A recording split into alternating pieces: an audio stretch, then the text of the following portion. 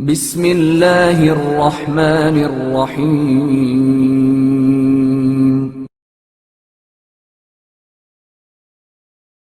مالک اشتر اور حضرت علی علیہ السلام۔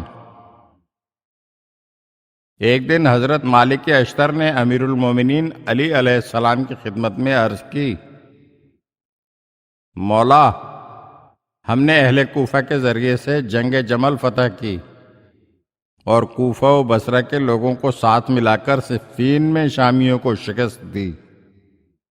لوگ پہلے پہل آپ کی مساوی تقسیم سے راضی تھے، لیکن میری نگاہیں اس وقت یہ دیکھ رہی ہیں کہ معاشرے کے بااثر افراد اس تقسیم پر راضی نہیں ہیں، اور ان میں سے کچھ لوگ آپ کو چھوڑ کر معاویہ کے پاس چلے گئے ہیں۔ آپ اس حقیقت سے بخوبی آشنا ہیں کہ دین اور حقیقت کے طلب کرنے والے افراد کم ہیں اور دنیا طلب لوگ زیادہ ہیں۔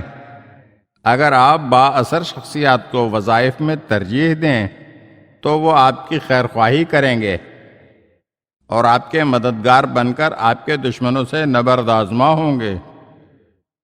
حضرت علی علیہ السلام نے ارشاد فرمایا، مالک، ہماری عدالت کی روش قرآن مجید کی اس آیت پر مبنی ہے، من عمل صالحا فلنفسہ ومن اساء فعلیہا۔ جس نے نیکی کی تو اپنے لیے کی، اور جس نے برائی کی تو اس کا نقصان اسے ہی برداشت کرنا ہوگا۔ اس کے باوجود مجھے ہمیشہ یہ خدشہ رہتا ہے کہ خدا نخواستہ مجھ سے ذرہ برابر انحراف نہ ہو جائے، اور جہاں تک لوگوں کے پراگندہ ہونے کا سوال ہے تو خدا جانتا ہے کہ یہ لوگ اس لیے فرار نہیں کر رہے کہ میں نے ان پر کوئی ظلم کیا ہے یا انہیں مجھ سے بہتر حاکم مل گیا ہے۔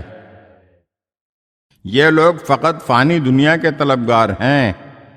یہ لوگ حق کو چھوڑ کر باطل کی طرف جا رہے ہیں، اور قیامت کے دن ان سے پوچھا جائے گا کہ تم نے دین کے لیے کام کیا تھا یا دنیا کے لیے؟